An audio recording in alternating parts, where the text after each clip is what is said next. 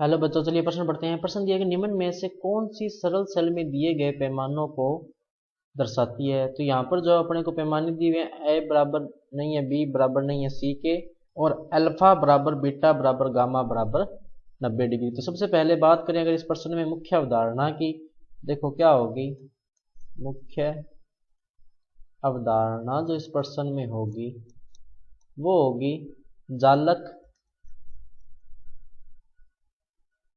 की पहचान करना। किसके आधार पे? जो इसकी अक्षीय लंबाई और अक्षीय कोण दिए हुए हैं उनके आधार पे। तो ये जो संरचना है, अब अगर अपने बात करें घनीय की, तो घनीय जो संरचना होती है या घनीय जालक जो होता है उसकी देखो किस तरह से होती है। इसमें अक्षीय लंबाइयां बी सी बराबर होती है, और जो अक्षीय कोण होते हैं अल्फा बराबर होता है बीटा के बराबर होता है गामा के कितना 90 डिग्री। विषम लंबाक्ष जो होता है, विषम लंबाक्ष, ये देखो क्या होता है विषम लंबाक्ष। इसमें क्या होता है कि अक्षीय लंबाइयां जो होती है ए बराबर नहीं होती बी के बराबर नहीं होती सी के, लेकिन जो कोण होते हैं अक्षीय कोण जो होते हैं अल्फा बराबर होता है बीटा बराबर होता है गामा के कितना 90 डिग्री।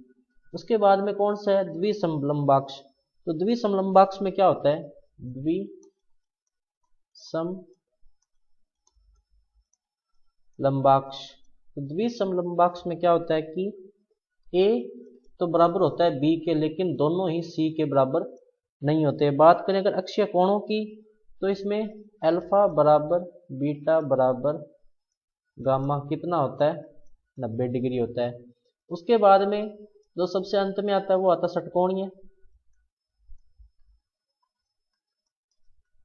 तो षटकोणीय के लिए देखो क्या होता है, इसमें दो भुजाएं तो बराबर होती है, लेकिन दोनों भुजा जो है वो तीसरी भुजा के बराबर नहीं होती। यानी ए बराबर होता है बी के, लेकिन दोनों ही सी के बराबर नहीं होती। बात करें अगर इसमें कोण की, अल्फा बराबर गामा बराबर कितना होता है 90 डिग्री के, लेकिन बीटा जो होता है वो 90 डिग्री नहीं होता, ये अलग होता है 90 डिग्री के। तो अपने देखें ध्यान से तो देख सकते हैं कि ये जो अपने को दिए हुए यहाँ पे पैमाने, ये किसके लिए दिए हुए हैं विषम लंबाक्ष के लिए। तो सही विकल्प क्या होगा? विकल्प नंबर बी।